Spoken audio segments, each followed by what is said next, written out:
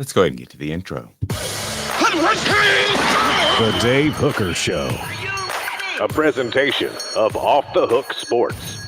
Objective insight, expertise, top guests. Available on YouTube, Apple, Spotify, and the Off the Hook Sports app. Download now for free. Also available on offthehooksports.com. I compute and obey. Now to Dave Hooker. Ready. Boy, we are absolutely loaded up on the show today. As you might expect, it is a Monday after another full week of Tennessee football practice. I guess that would be the first full week of Tennessee football practice, Caleb, as the Vols just was about a half a week the week before, but we're almost already at the midway point, and we've got news from practice, some things that I have been able to dig up that you need to know about on the program today, because there have been some developments that make this football team look a lot different than the team that started preseason camp. So we'll get to that on the program. Joe Milton with some big time love. Also, PFF Pro Football Focus has Tennessee ranked, and I kind of like the spot. I think it's pretty fair.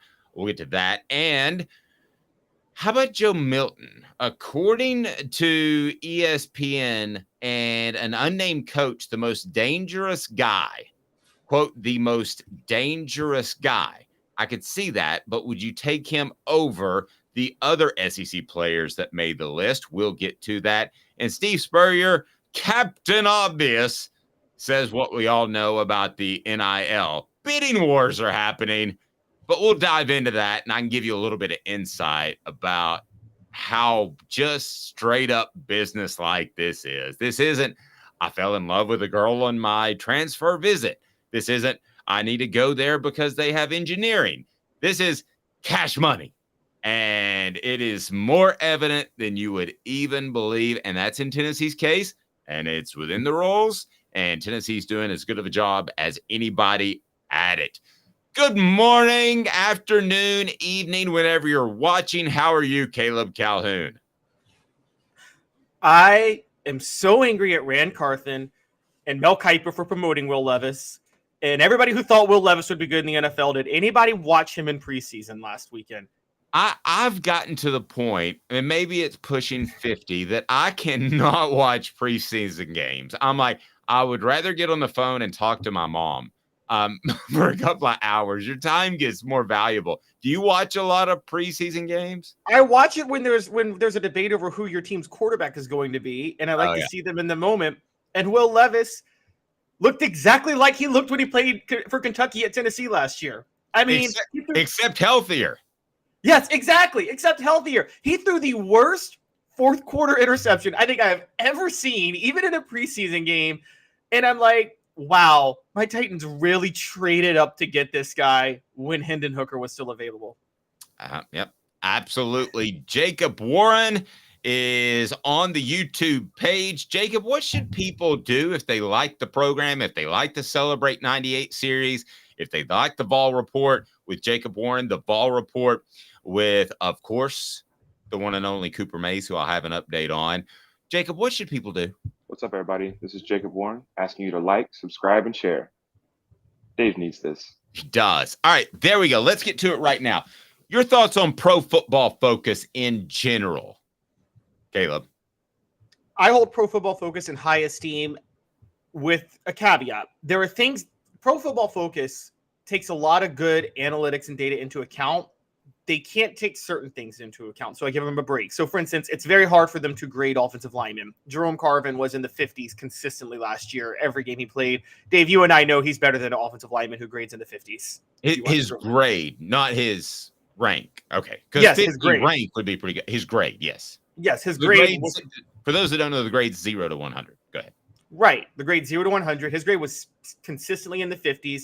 I think that had a lot to do with other things he was dealing with at the time at guard. A lot of times he kind of helped out a lot of tackle. Scheming can hold back grades for cornerbacks and offensive linemen in particular.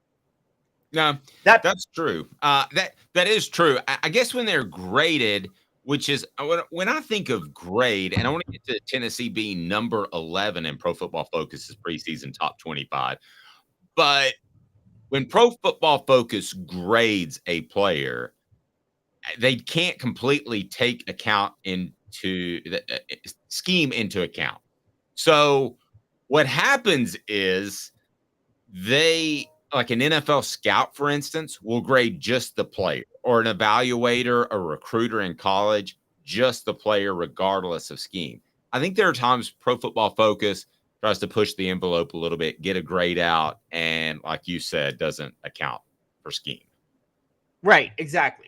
So I have respect for them. I think they are very good in what they do specifically, but I think it's taken with a caveat and a grain of salt. But there's no bias with Pro Football Focus, and that's what I like. There's no, it's like SP Plus or FPI. You can't look at a Pro Football Focus rating and say, that's not fair. This person should be higher. And so I give them credit for that.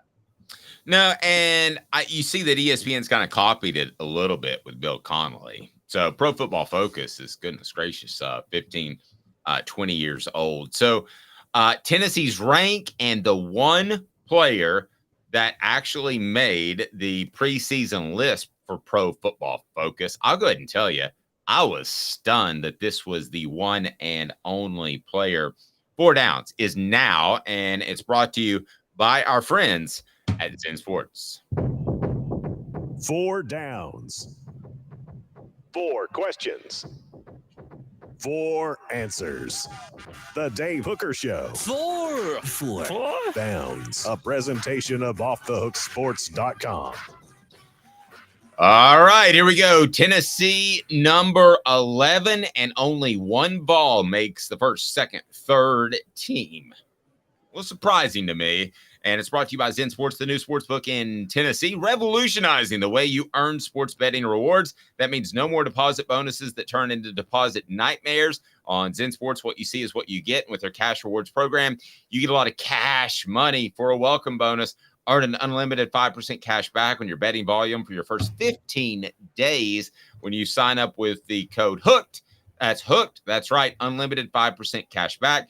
Keep betting, keep earning with up to 3% cash back on your betting volume every month after that. And refer friends to earn a percentage of their betting volume as cash rewards too. Zen Sports bringing the cash back to Tennessee. So if you bet big on sports, you want to be betting on Zen Sports. Zen Sports betting just got better. Use the promo code HOOKED, HOOKED. Tennessee, number 11 in the nation in the Pro Football Focus ranking. And Squirrel White is the only player to make the top 3 in the rankings. So let's go ahead. All SEC teams, you mean? To make any of the 3 SEC teams? Any of the 3 all SEC teams, excuse me. So let's go ahead and get to 4 Downs right now. Our good friend Cooper, who is recovering and texted with over the weekend. Again, I'm not going to share any injury news. I just don't think that's kosher in what we do. But I can tell you he's feeling good, and the latest is a couple of weeks. So we're looking at maybe into next week that he could return quite possibly. So let's get to 4 Downs right now. And number 1, Coop here, first down. Too high, too low. Tennessee at number 11. Here are the teams that rank ahead of them. That would be, of course, Georgia is going to be number 1. Michigan is number 2. Ohio State is number 3. Florida State number 4. Alabama number 5. LSU number 6. Southern California number 7. 8 is Clemson. And then 9 is Penn State. I'm curious who you would have Tennessee ranked over. And 10 is Texas. What's that? And 10 is Texas. 10 is Texas. Who would you have ranked over that crew? I was so diplomatic on the last segment. I was so diplomatic to Pro Football Focus. I was like, they can't get everything right, but I don't think their stuff is ridiculous. But then I see the list, and I think I overlooked when we did our rundown this morning, Dave. Florida State at number 4. That seems high. What's going on there? Honestly, what's the data point that has them put? The only thing I could think maybe is PFF doesn't take chemistry or anything into account and just looked at the transfer portal additions. But Tennessee should be ahead of Florida State. I'm sorry, they should be ahead of Florida State. They should also be ahead of Texas. They're the best UT wearing orange this year in football. They will be. And so they should definitely be ahead of Florida State and Texas. They were ahead of Texas in the coaches poll. I mean, I'm the guy, Dave, that's usually like, I don't respect coaches' analysis over analytics, but the coaches got it right, at least with Tennessee and Texas, and the analytics were getting it wrong. I can't believe that. Well, and then would you carry over the Orange Bowl when we're talking about Clemson and Tennessee? Would that be a significant notion in your mind? I mean, would you automatically have them above Clemson because of the Orange Bowl and what was pretty much a meaningless game? Do you automatically have them above Clemson, or do you look at it as this is a new team? I don't automatically have them above Clemson. I do think the reason I would have Tennessee above Clemson, though, it's a combination of that and the fact that Cade Klubnik is no more of a sure bet than Joe Milton is.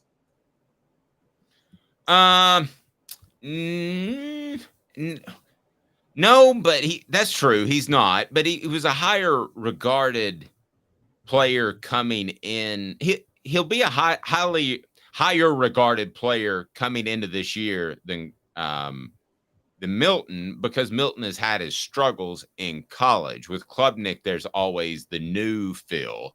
And so I think that's part of it. I understand that if somebody says I would take Cade Klubnik over Joe Milton because we've got a larger sample size and we have seen Joe Milton struggle, I understand it. I'm not saying it's fair. Does that make sense? Yes, I would take Cade Klubnik over Joe Milton long term, though. But Cade Klubnik versus Joe Milton this year, there's nothing to suggest Klubnik will be better this year. As a matter of fact, the questions about Milton, you can have those questions about Klubnik because of the Orange Bowl. Because honestly, Dave, I think bowl games, it's like a pro day for a quarterback. I think they should help the quarterback because I feel like defenses are playing just base coverage and they're just not that into it. So it should actually be an opportunity for quarterbacks to throw all over the field, shouldn't it? And so for Klubnik to struggle is an issue. And I thought they put him in some bad situations too, Clemson's coaches. I felt like they were either going all out to, hey, like this game doesn't mean anything, let's be aggressive and do some weird things. So they had the fourth down play that they went for. And I thought they put him in some bad situations. I think he's way better than what we saw in the Orange Bowl, but I got no argument with what you just said. Second down, Coop. Cooper Mays here. Second down. Hey, Squirrel White was the only player to make the top three all SEC teams in Pro Football Focus. I'm having a lot of trouble with that one. And I'm not just saying it because I like him on a personal and professional level. But how does Cooper Mays not make this? If you're just judging ability, which I guess they're not, I guess they're judging productivity too. How's Brew McCoy not on this list? Squirrel White's not the best player on the team. He may be in the top 5, but he's not the best player on the team. Yeah, I don't know how they got to this. I don't know how they came down to Squirrel White. I do know that I will say this, which is when I was tracking the grades last year, you could maybe give me more insight to this day, but something about Josh Heupel's scheme, I brought up Jerome Carvin. A lot of players, their PFF grades are the offensive line has significantly low PFF grades across the board. The only player who had a high PFF grade last year for Tennessee was Darnell Wright, but that's Darnell Wright, and he was amazing. But Ollie Lane, he's dominating in Bears camp. I didn't see that he is. Yeah, he's doing quite well. Don't be surprised if he flips to left tackle pretty soon in his career. Maybe not this year, but soon. Wow. Well, so Ollie Lane was the second highest graded PFF offensive lineman last year. Oh, so he's played 500 snaps in his career at Tennessee. And a lot of those were garbage time snaps. How do you even grade that?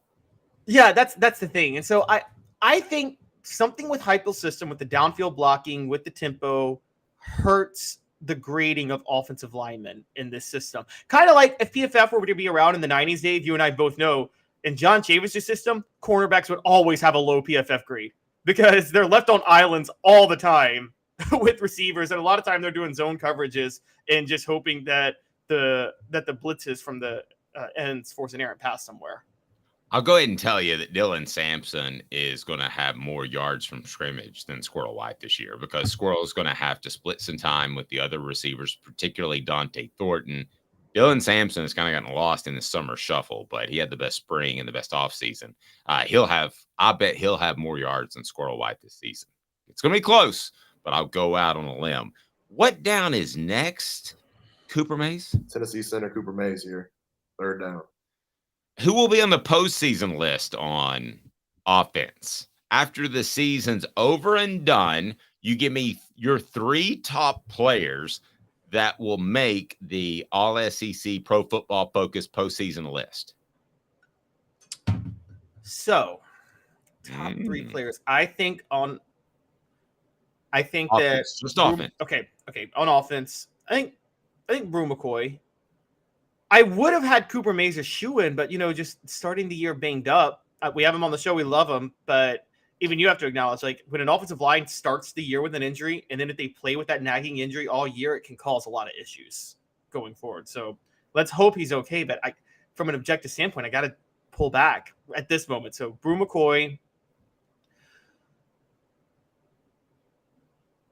I mean, if Tennessee has to be good this year. Let me give you my third. Sure. I'm going Squirrel White / Dante Thornton. Well, that would be 3. Brew McCoy, Squirrel White, Dante Thornton.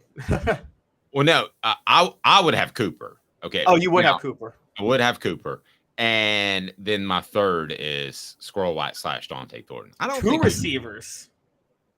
Slash. No. What I mean, yes, but it'll be one of the other plus Brew McCoy. So either way, it's going to be 2 receivers. Yeah, I think we're going to see some more 4 wide based off what I've been told over the weekend.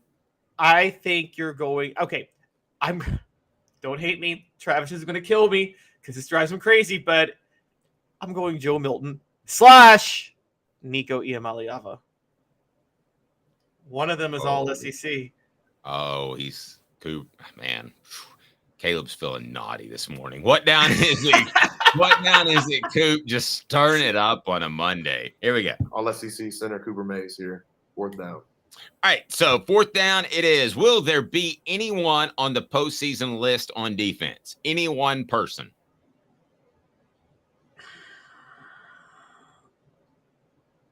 I can't come up with one. Tyler Barron. I'm going to go. I think he's this year's Byron Young.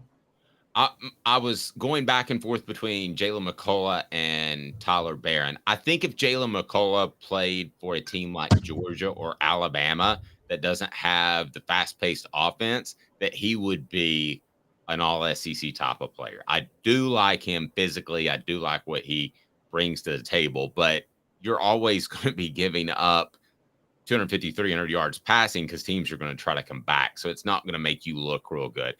I will say if it's anybody, it is Byron Young. But you mean Tyler Barron? Tyler Barron, excuse me.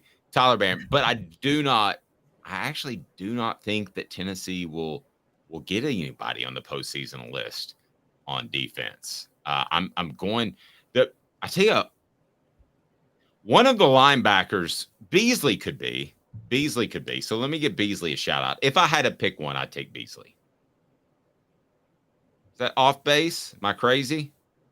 I don't know if I would take Beasley. I think we missed. Beasley made a lot of plays last year, but we missed a lot of times he got out of position, particularly in pass coverage, which was odd because he was a converted safety. So he should have been better in pass coverage. But I think the issues with Tennessee football at linebacker is if he gets in, it'll be because he racked up stats, but I don't know if it'll be deserving. I mean, I said the same thing with Jeremy Banks last year. Before everything happened in the South Carolina game, I don't know if anybody noticed, but Jeremy Banks was god-awful in coverage last year. I mean, he's one of the worst coverage linebackers I've ever seen. And Beasley, he was not very good as a whole last year.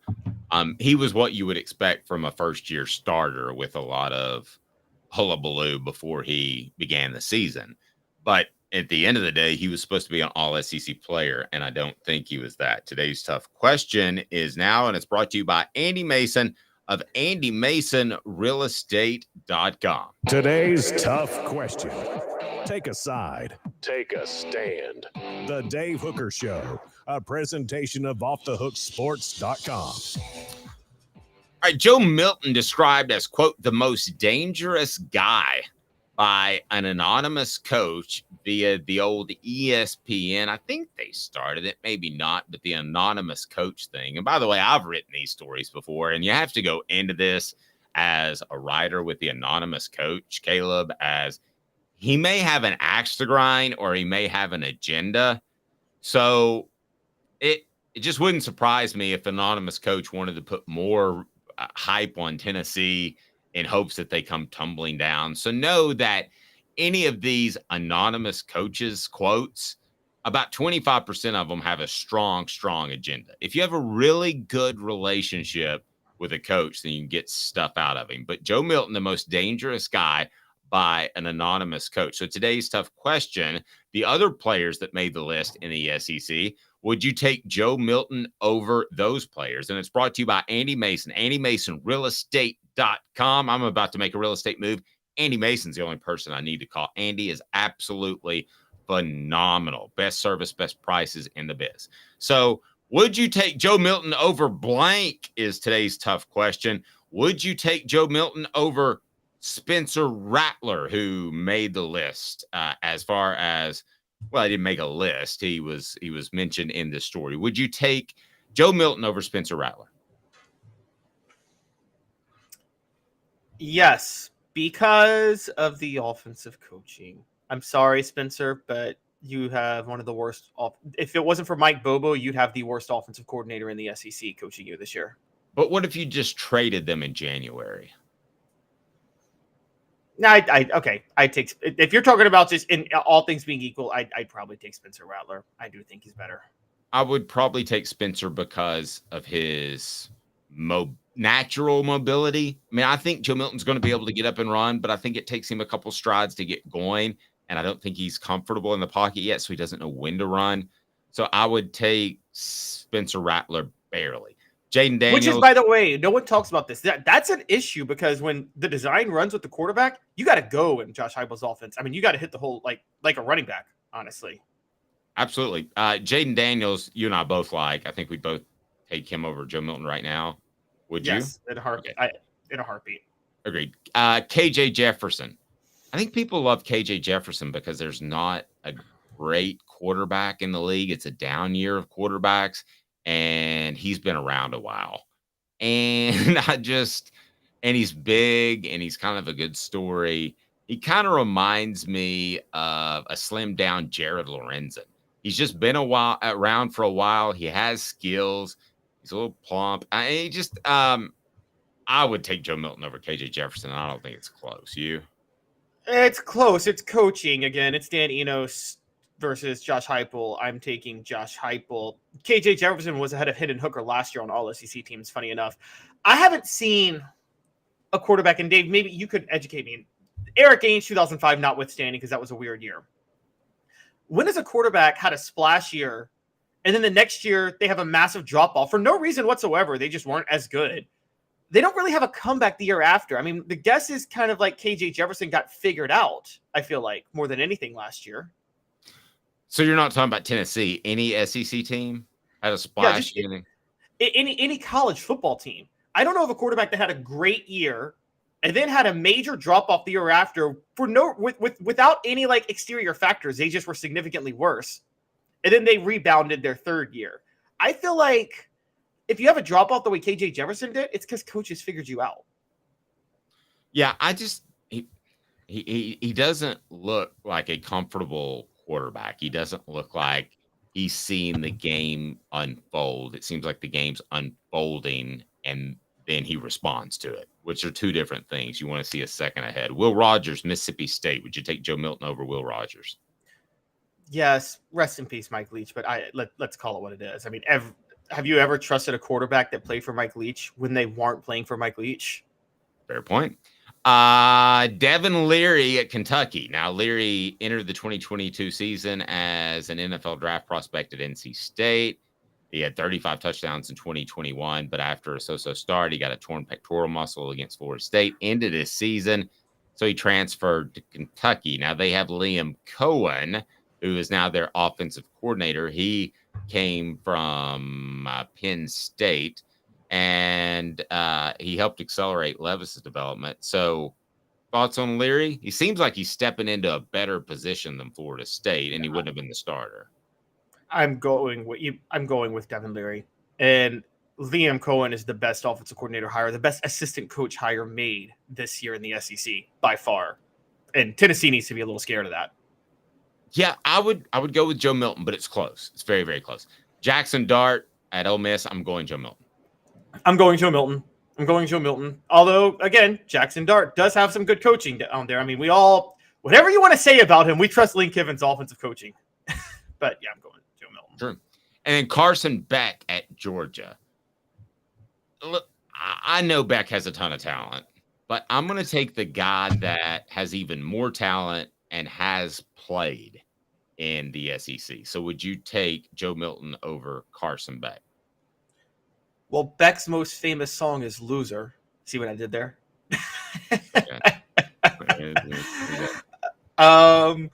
And so because of that, he loses to Joe Milton on this. All right. He's just throwing heat on Monday. I knew he would. All right. So coming up, what the H? Tennessee's football offensive success is happening during a defensive renaissance. But up next, is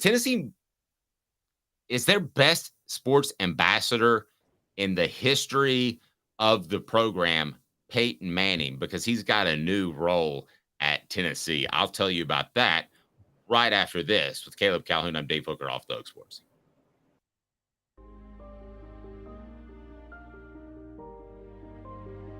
Our family has been creating one-of-a-kind pieces of jewelry in West Knoxville since 1986. Each piece is a combination of unique processes that bring your idea to life. Every day in our shop, a truly special item with a story all its own is being manufactured in our facility, bringing the history and family sentiment into a whole new generation of life. We're grateful that you chose us to be Knoxville's best jeweler, a title that we value and respect. Because to me, being a jeweler and owning a jewelry store are not the same thing. I'm Rick Terry. I'm a jeweler, and we want to be your jeweler. Kingston Pike and Campbell Station Road in the heart of Farragut, and downtown on Gay Street right next to the Tennessee Theater. Hi, Mike Davis here with City Heating and Air, reminding you to always dare to compare.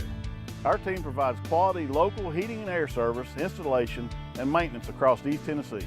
We use only the best equipment like American Standard heating and air conditioning for your residential, new construction, or commercial needs. Honesty, dependability, and customer satisfaction have been the cornerstones of our business since 1961. City Heat and Air. Dare to compare. These mountains hold and defend a spirit far better than moonshine. A drink that holds flavor that becomes necessity. A hard cider made and relished by folk who are as hearty as they are legend. A refreshment that can only be found in one place. With a taste that makes you say, give me 3 bottles of the good stuff.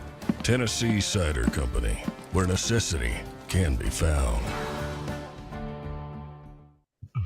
Who's this guy? Hello, who is it? The Dave Hooker Show. Who? A presentation of Off the Hook Sports. What? YouTube, Apple, Spotify, and the free Off the Hook Sports app. Back to Dave Hooker.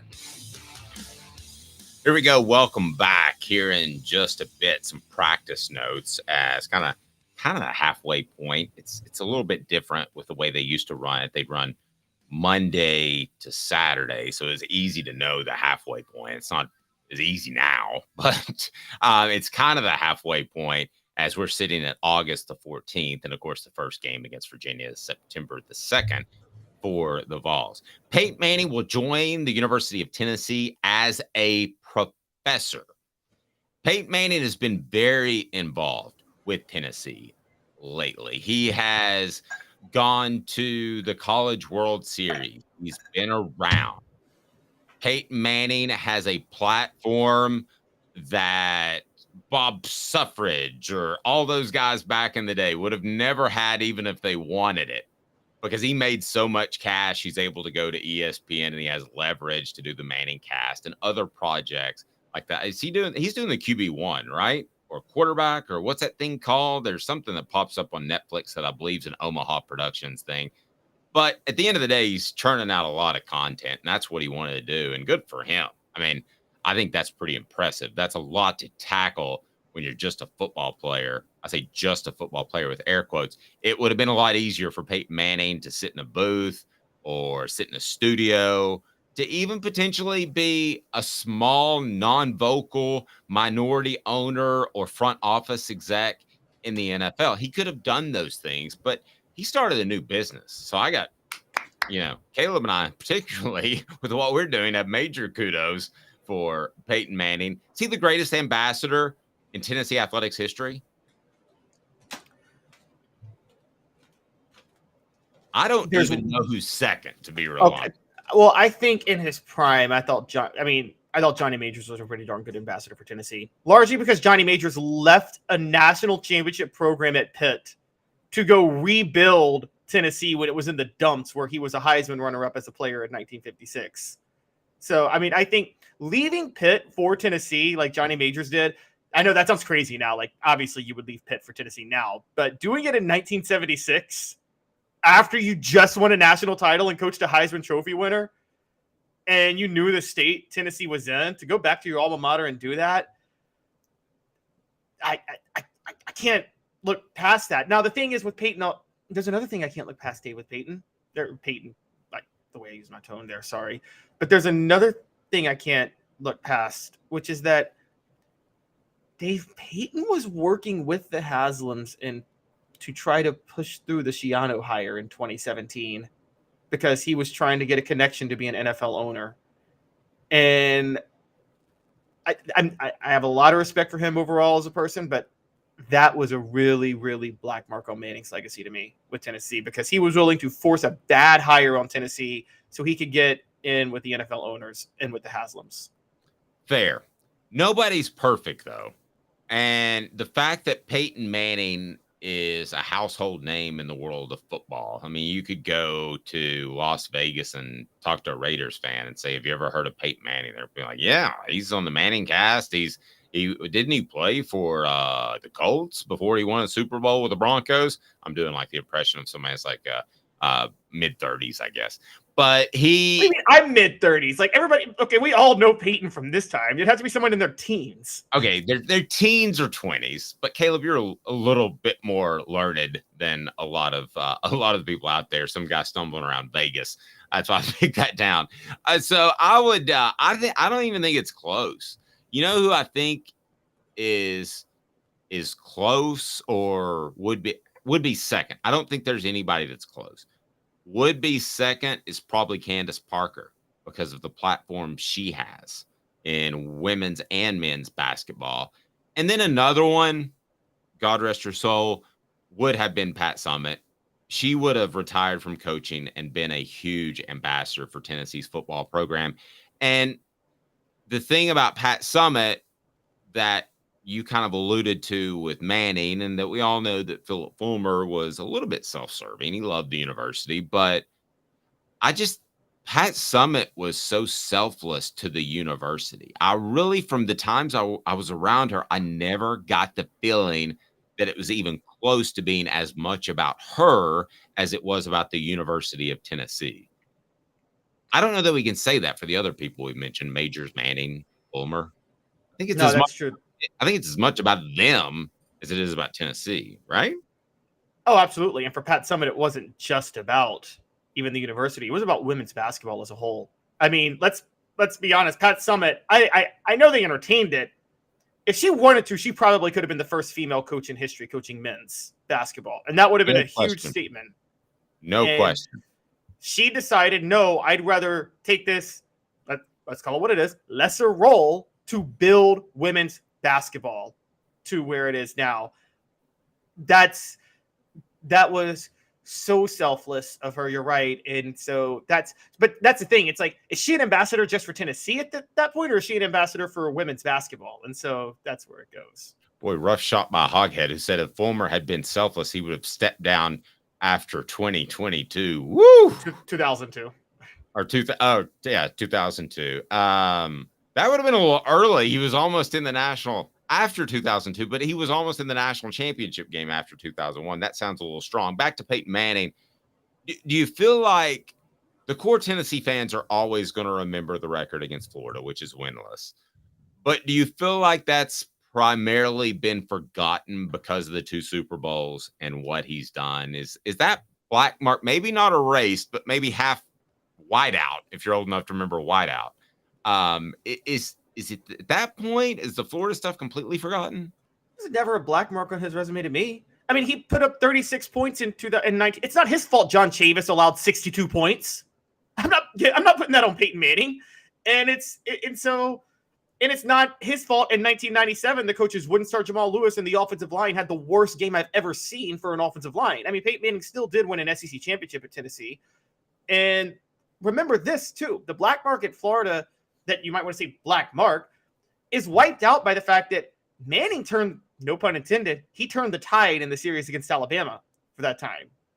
Fair. And that was a big, I mean, that 1995 Alabama game, and Peyton Manning, it wasn't just Peyton Manning was beating Alabama. No, Peyton Manning was torching Alabama. Like, he was dominating them as a quarterback. I think that if you ask Alabama fans, the 2 quarterbacks that gave them the most hell were Peyton Manning for 3 years and Cam Newton for that 1 year.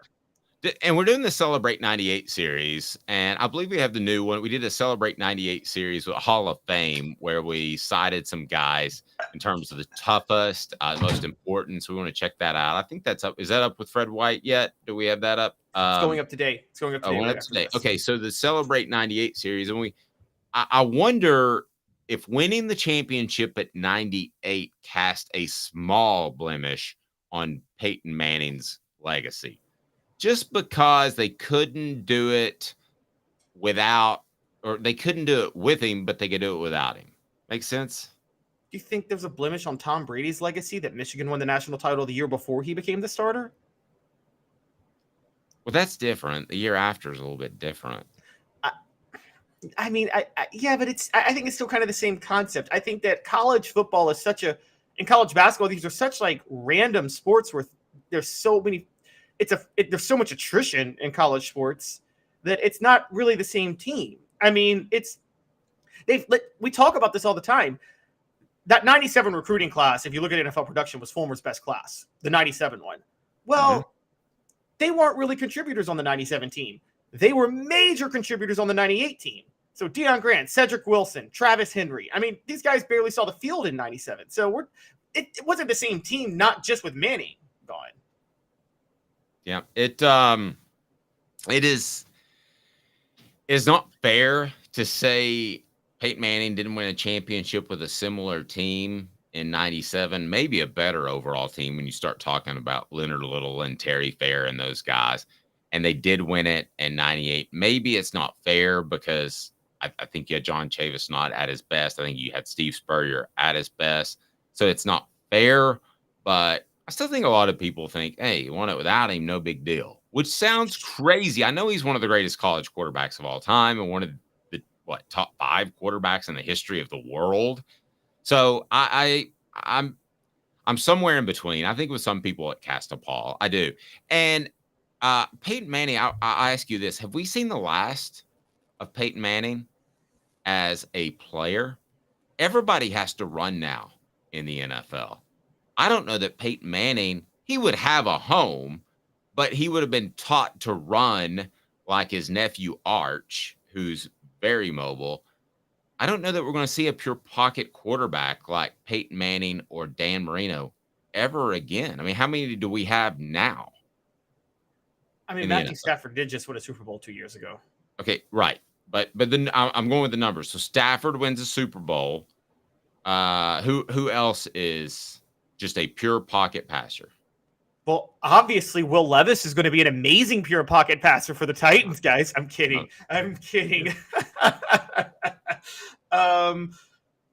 Trevor Lawrence, he's a pocket passer, isn't he? Would you say he runs? Yeah, I think he can run. I think they're still trying to find him. I think they wanted to make sure and develop him as a passer last year, and there might be another step for him. When I saw him at camps, I thought he was incredibly athletic, surprisingly athletic. So, Yeah, but that's a fair one. Maybe that's the next one that lacks mobility, that lacks physical ability, that could actually be considered one of the great players in the NFL, despite being purely a pocket passer. So then Steve Spurrier dropping knowledge on us. Before I get to that, Trevor says, to Steve Spurrier. Yeah, really.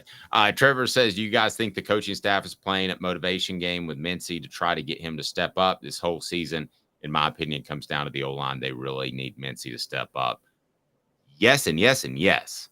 And I'm going to address that more, Trevor, a little bit later in the program. I think they flipped Mincy over to back and forth on tackles in the first week to try to get his attention. That guy has the physical ability that really nobody else on the team has, and maybe the closest to Darnell Wright. He's got to flip the switch. The two guys that need to flip the switch, Mincy immediately, Addison Nichols this year. He needs to be ready for next year. On the offensive line, those two guys have to flip a switch. Yeah, and it's shocking that they haven't. And this is I would like to say it's for motivation, but I'm going to kind of disagree with you, Dave. I don't think Mincy has gotten where he needs to go, so I think they don't trust him as a starter. Look, I don't think Mincy is that mentally tough. I'm just going to say that. I don't think he's that mentally tough, and I think you got to be mentally tough to play offensive line. Gerald Mincy is not going to he's not going to projectile vomit and point at an edge rusher. He's never going to do that. No, fair. Let's change things up a little bit and go ahead and get to some practice notes, as Mincy is one of the players we were just talking about. So Mincy has to flip that switch. I think he's the most talented player. Do I think he'll do so based on people I talked to? Completely unknown. Within the program, just completely unknown. Is he going to flip the switch or not? Have no idea quite often. So some more practice notes as we're at midway of camp. And that's Ollie Lane. He's the heir apparent to fill in for Cooper Mays, who underwent that medical procedure. Ollie Lane is not an incredibly talented player, but I do believe, because he's been around the program and he's been there the entire time that Josh Heupel has, I do believe that Ollie Lane knows the offense, and that means something right then and there. So he can handle the line calls, I think, with great confidence. After that, it gets a little weird. Okay. So I'm not sure if he is a guy, Caleb, that can go out there and dominate. I know he's a big cat. So is Dane Davis, who's like 6'7" at center. They tried him there last week, but I just don't know that Ollie Lane can go out there and use leverage the way Cooper Mays did. And as a matter of fact, if I had a bet, no, if I had a bet, I would say no. I don't think that Ollie Lane, if Cooper Mays was a 10, then Ollie Lane at best is going to be a 6.5. Well, that is a relief, though, to hear, if you're a Tennessee fan, if Ollie Lane can handle the calls, because that's the biggest. Look, the reason the center is the reason it comes down to center or left tackle for most important position. One's the blind side tackle, but with center, it's because they handle the calls. If it wasn't for handling the calls, the center wouldn't probably be a top 3 blocker on the line. I mean, you would probably have. So blocking ability is not as important, funny enough, as handling the calls. It's kind of like a point guard in the NBA. You don't need your point guard your point guard could be your worst scorer on the team. Doesn't matter as long as they can handle the offense and run the show. And so if it's true that Ollie Lane can handle the calls, and if he can snap the ball accurately, not snap it over Joe Milton's head or below Joe Milton, if he can just do those two things, I think you can work around his lack of ability to get leverage blocking. Yes, it's drop off. You would rather have Cooper Mays, but that's easier to work around than it is working around a center who can't make the calls. Yeah, and when the guard yells, Ollie, Ollie, he has to make sure and get the call out, which is oxen free. You get that? Yeah, I get it. Totally lame. All right, another practice note up, and this is on offthehooksports.com. Upgraded defense up front, not just upgraded in terms of talent, because the Vols obviously lost Byron Young, who I believe was their most talented player up front last year. But we mentioned Jeremy Banks. When I say up front, I mean the top basically 6 and or 7, if you want to count the nickelback in that regard. But great band. But what? I'm sorry. I'm just going to say great band every time you say Nickelback. Nickelback, yes. I would say that Tennessee as a whole is better on the defensive front. You need to see a Tyler Barron step up, like you mentioned, and we'll see if that can happen, if he can be like a Byron Young. But I think Tennessee is much, much deeper. Like, maybe they felt comfortable with, oh my gosh. And their defensive front felt comfortable with 8 to 10 players last year. I think they feel comfortable in the defensive front. Again, the front 6 or 7, depending on how you want to look at it, with about 12 to 14. So then wide open, another practice note. The Vols are stronger at receiver than tight end. Don't be surprised if they run a lot more 4 wide, Caleb. But that doesn't mean bad things for Jacob Warren, who could line up as a tight end playing receiver. So he would be outside the box. So technically he would be a receiver. Don't be surprised that if that happens. Arian Carter's good, really good. And I asked this question because he was on a list of best incoming player. And we're like, what about Dante Thornton? What about John Campbell? What about all these guys that are transfers and have college experience? I was told Arian Carter is crazy special. He goes by AC now, which I think was the helicopter pilot and Magnum PI. Caleb, I think that Arian Carter is going to be one of the top freshmen in the SEC. Yeah, I've been hearing this about him since the spring, and I've been high on him. If you remember last year covering recruiting, this was Tennessee's biggest get. This was the one they had to have above anybody else. And no, I think he's a huge get for Tennessee. Look, I've been talking about this, and we talked about it with Josh last week. I still think you could run a standard base 4-3. And yeah, you might be a little bit shorthanded when it comes to offensive spreading the ball, but so what? Would you rather have a mediocre nickelback trying to guard a third receiver, or would you rather just go with the base 4-3 where you could have 3 linebackers making an impact in the rushing the passer? I mean, that's something you might want to consider. From who I talked to, it would be a big schematic difference. Not to just poo-poo your idea there, but it would be a big schematic difference. Carter would essentially have to learn how to play a nickelback position. He's athletic enough, I believe, to cover a lot of slot receivers. But really, these guys are all taught the mechanics and technique to play Mike linebacker. They're really, even though there are 2 guys, based off who I talked to, talking about scheme within the program, that you're talking about basically everybody's taught how to play Mike linebacker. And you're really almost playing 2 Mike linebackers, which was interesting to me because it's not like the strong side where you're on the tight end, or it's the weak side where you're not. And it's not like the boundary side or the field side where you're on the wide side of the field. I found that to be pretty interesting, but everybody's pretty much taught to play what is essentially a Mike middle linebacker role. So that was surprising to me, something that I dug up over the weekends. I don't know that he could make that transition schematically, but I think he could certainly make it physically. Now, Steve Spurrier says what we all know about the NIL. Bidding wars are happening.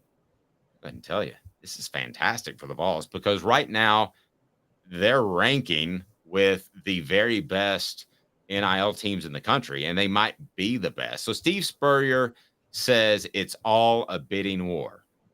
Can I get a big I mean, is that surprise anyone, Caleb? No, but this is why we all love Steve Spurrier, because Steve Spurrier says the obvious thing that every coach also wants to pretend isn't true. Because he was asked this on Open Mic with Mike Bianchi, and what he said was, and I can't do a Spurrier impression, so I'm not going to, but he said how he would have handled NIL today if he were still coaching. And he said, literally, I would have probably tried to do it like all these guys are doing it now. You find some wealthy guys that sort of have more money than they know what to do with, and then you can try to match what the other schools are offering them.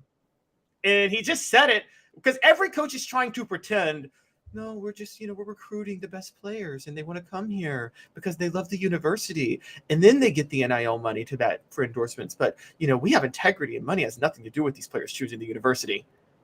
This is why we love Spurrier. Let me tell you how this is playing out. Okay, so it's as simple as this. And we had a question from Top Troop, that transfer wide receiver from Oregon. Do you think he could be Jalen Hyatt but taller? Yes, I do think he could. But Jalen Hyatt, in all fairness to him, was faster than he was at the combine and has clocked one of the top speeds in the history of the NFL and the history of man. So maybe we sold Jalen Hyatt a little bit short, calling him a system player. Maybe a little bit short. I thought a he was lot short. I got to be honest. I having watched it, the fact that he can do these little, the tippy toe catches, which he never did in college. We never saw him do that in college. Never had to. Yeah, never had to. Exactly. Yeah.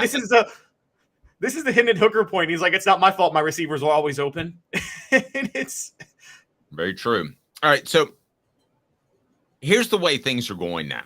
They're going this way at Tennessee, and they're going this way across the board. And I'm not going to name which player this is, but there was a player that Tennessee took in as a transfer either last year or this year. And I know Caleb probably knows because we talked about it before. If you watch every show, you probably know who this is.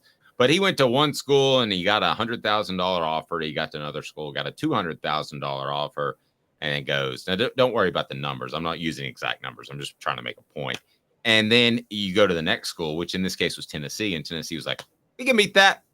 So they beat it, and he came to Tennessee. It wasn't about the girlfriend. It wasn't about the major that he might get. It was about pure hard cash. And who can blame him? I mean, I'm getting ready to send my son off to UMass. But I tell you what, if Georgia called and said, we'll pay him $300,000 a year to come here and study film instead of going to UMass, I can promise you my son is going to Athens. I mean, there's no question about it. So I don't begrudge any of these guys. And Steve Spurrier wants to say this. I think he's being matter of fact. I don't think he's complaining or whining like he was known to do. Caleb, I think it's just fact of the matter. As a matter of fact, I think Steve Spurrier would excel in this type of situation because it's more businesslike. Recruiting was a lot of butt kissing. That is not fun. And he did not enjoy having to kiss up to a 17-year-old who may or may not be a good player. And that showed as the talent began to fall off a little bit towards the end of his career. Not a lot, but a little bit. So I think Steve Spurrier would be great in this. I think Tennessee's great in this. I think Steve Spurrier's right, but I think that's GBO time for the Vols. I think they should be very happy with the way this NIL is playing out. What we're saying is NIL can be very friendly to, there's always the X's and O's versus Jimmy's and Joe's comments. NIL gives another advantage to coaches who like to just coach and be schematic and not worry about recruiting, which is, we heard this with Josh Heupel, that he was this way. And you're right. Funny story with Steve Spurrier. I know the story. Y'all, Emmitt Smith was considering coming back for his senior year, which was Steve Spurrier's first year at Florida. And the reason Emmitt Smith left was because apparently Spurrier went to him and said, can you just tell me what you're going to do? Because I got to figure out what to do with my running backs in the depth chart.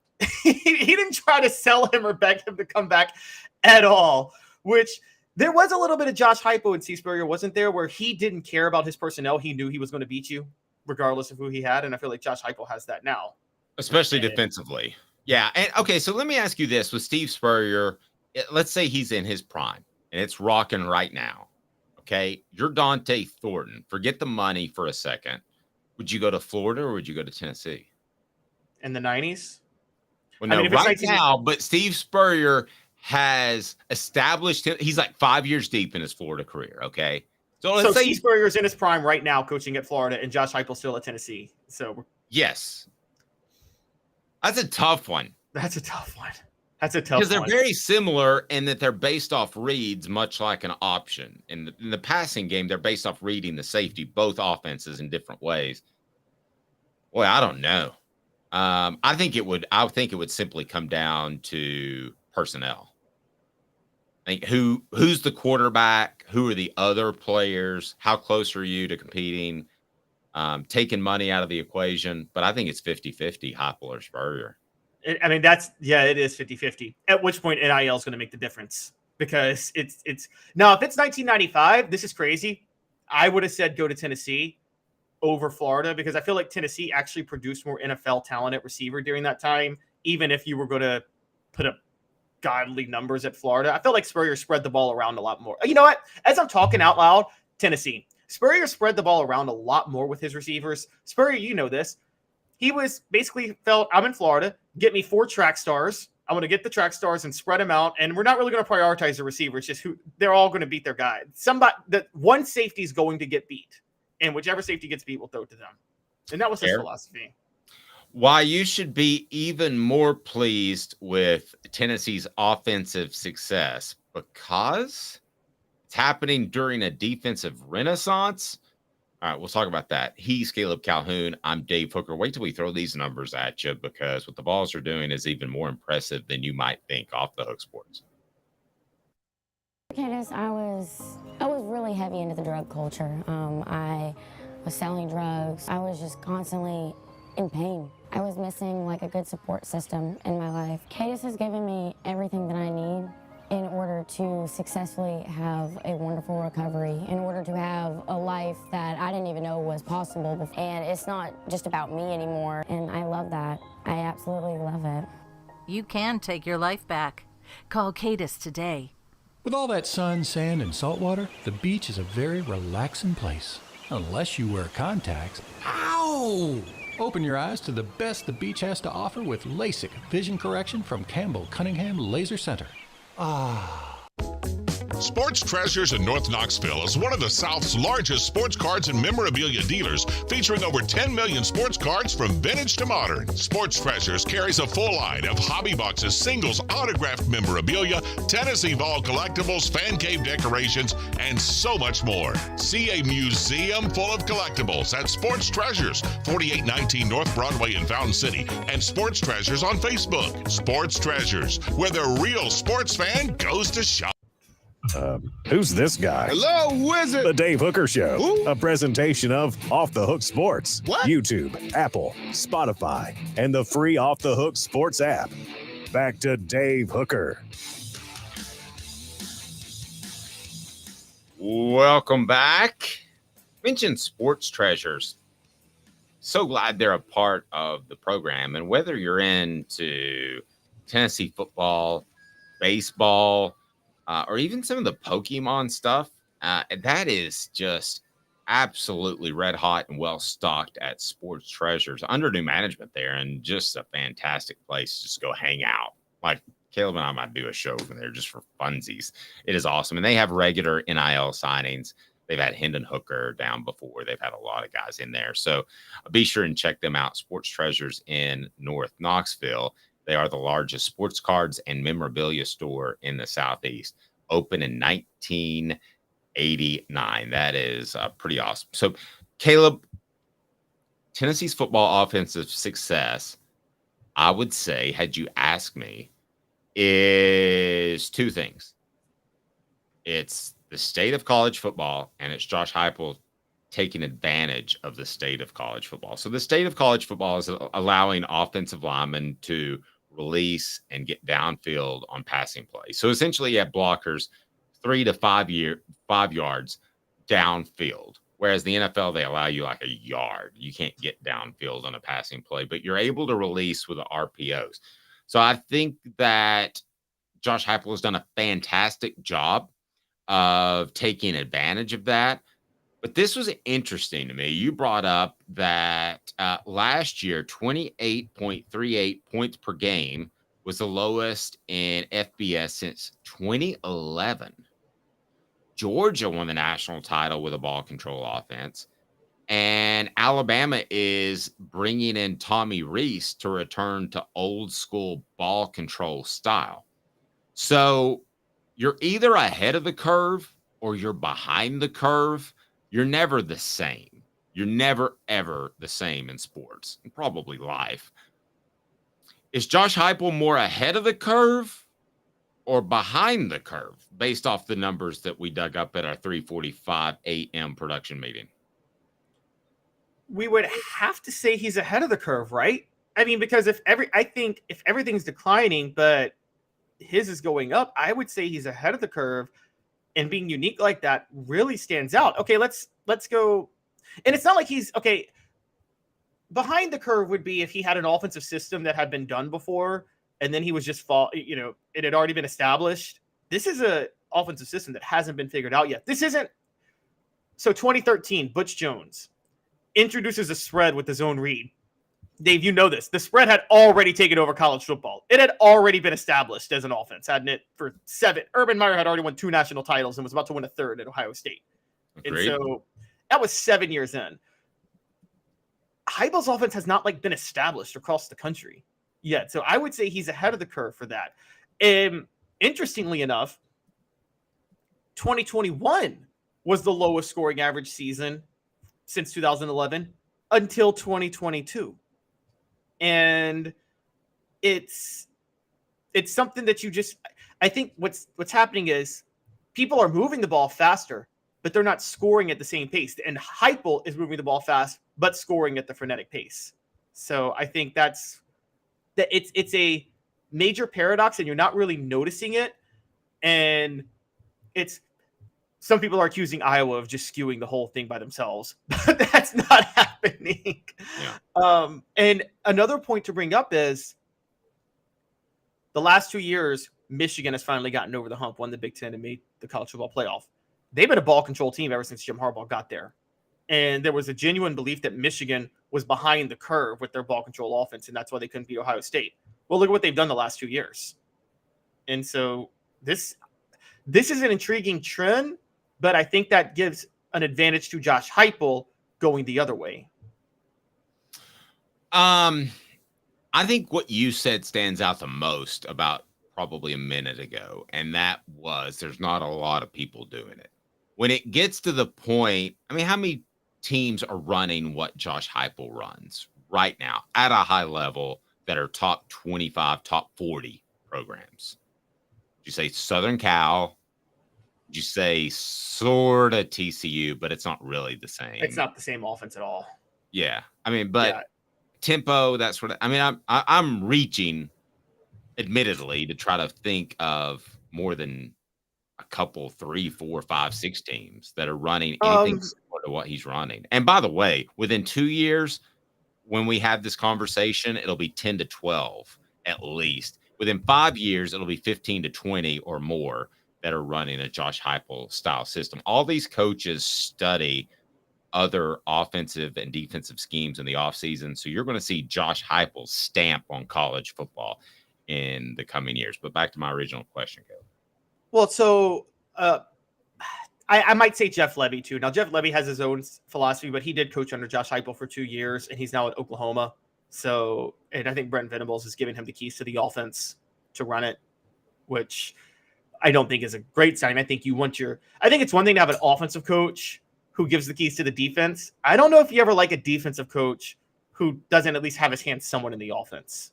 You see what I'm saying? And yeah, because if you're a defensive coach, you build the program, including practice and game plan, around your defense to some extent, which that could take away snaps from the offense. No, I think you bring up a great point. You're in a much better situation where if you have an offensive coach and you hand it over to Tim Banks as opposed to vice versa. Completely agree. Right, exactly. Because let's be honest, Nick Saban and Kirby Smart, they're all in the offensive meetings. They're not just trying to run their defense and letting the offense do its job. That's what Jeremy Pruitt was doing. And that was I was told by a coach on Saban's staff one time that it wasn't unusual for him on a Thursday evening to take the offensive or defensive plan, the game plan, and tear it up and start all over on Thursday night before a Saturday game. Can you imagine that? You put all that work in and you've got less than 48 hours and he just tears it up. And you're like, crap. I guess we'll come up with something else.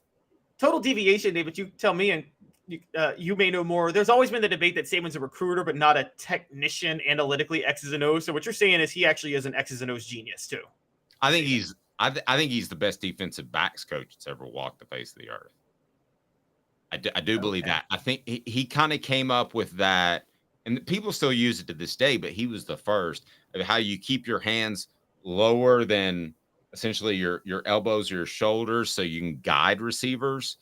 And if you kept it low, you didn't get the pass interference call. If you got it up high on somebody's shoulder pads, you're going to get pass interference every time. I think he's an incredible defensive backs coach. That was always the one question I had about Derek Dooley going back is what does he do really, really well? What's his foundation? He would have said special teams and receivers. Oh, that's horrible. I mean, if anybody says special teams, you got to go to the next dude. You got to go, okay, cross that one off the list. Receivers, maybe, but I think that's a little bit of a reach in retrospect. Ultimately, when I look at Tennessee's offensive success, I don't think there's any way Josh Heupel is behind the curve. I think he's still ahead of it. When you talk about Georgia and Alabama, don't we have to almost look at them with a caveat? I mean, don't we have to look at them as they're the most talented teams? I mean, if Georgia and Alabama said, hey, guys, we're going to start running the wing T this year, do you not think that they would be fairly successful at it? They might not win a national championship, but they'd win 9 games. Well, it's funny because I have said for years, not the wing T, which still has the receivers, but I have said for years that someone needs to bring back the single wing, where you have 2 running quarterbacks and you don't know who's going to take the snap. That's how the single wing worked. Well, I agree with that, and I've thought about that before, maybe the old Georgia Tech offense, but the simple fact is you could never recruit. Like, you could flip it in a year, like Alabama. If Kirby Smart and Nick Saban said, this is my last year and I want to go out with a bang, they could fire an offensive coordinator and put in that type of offense. But after that, you wouldn't be able to recruit to it. You probably wouldn't. Although it would turn out a lot of NFL offensive linemen. I mean, heck, Nebraska, say what you want. You wanted to go to Nebraska if you were trying to get to the NFL as a lineman. I mean, they were going to turn you out. And so, and as a running back. To the point that walk-ons would go and grow into all Big 12 type of players. I mean, they were taking walk-ons at times that were, because there were only so many spots with scholarship-wise. But and offensive line is the hardest position to scout, and they scouted it well. Oh, yeah. Very underrated in what they did there. So, I think that Tennessee's still ahead of the curve. I think Tennessee is going to continue to be ahead of the curve for about 3, 4, 5 more years. And then I think that defenses will adapt. But at that point, I believe the theory is that Tennessee's defense will be good enough where you'll see a couple of those 4-minute drives per game where they run a little bit of the clock, get the defense fresher, and it'll be a game changer in the way that Tennessee's offense looks. They'll still run speed and tempo, but they won't be afraid to slow it down in the second quarter, maybe for 1 4-minute, 6-minute drive to be able to get their defense a little bit more fresh. So I think that's where you're going to see it change. But again, Georgia, who we cited, won a national title with ball control offense, and Alabama bringing in Tommy Rees to run an old school ball control style. I mean, that's all true, but I think we're talking about talent at a whole different level than really anybody else in the nation. Maybe Ohio State, but maybe Michigan. But still, I'll take the big nasties from down south before I'll take the big nasties from anywhere else in the country. That's why Oregon will never win a national title. Well, and Ohio State is the one state that has talent, like on the Ohio has talent on the level of an SEC state. Like, it just does. Sure. And probably second to LSU in terms of keeping in-state commitments. Yeah. I mean, who is it? You're telling me Cincinnati can't compete with Ohio State, Dave? Yeah, they cannot. So it's funny here. I actually think it's a little simpler. I think, yes, Tennessee's offense, I think the offense eventually gets figured out in 5 years. By that point, you've had so much success, you've got a recruiting machine on the level of Nick Saban and Kirby Smart, so it doesn't really matter if your offense is figured out. I mean, that's really the goal at that point, is just to have such credibility as a head coach that you can recruit. Steve Spurrier's offense was figured out by 1997. He still went to South Carolina and had the best run in South Carolina history because he could get elite talent, because with Steve Spurrier, the success he had when he was ahead of the curve mattered. I mean, look at Bruce Pearl in basketball. Bruce Pearl brought in the press defense and the flex offense when nobody in the SEC was running it. They figured it out in 4 years. So what? Bruce Pearl was a household name by that point, and it was very easy for him to recruit at that point. So the goal is become a household name before you're figured out. And if you are, it doesn't even matter if you're figured out, because then you're going to recruit the best talent anyway. I got no argument with any of that. Hit that like and subscribe button as the channel continues to grow. Check out offthehooksports.com. And if you see us on the Twitter, retweet it. We appreciate that. We want to grow the community. We love you that have already been a part of what we do each and every weekday at 10 a.m.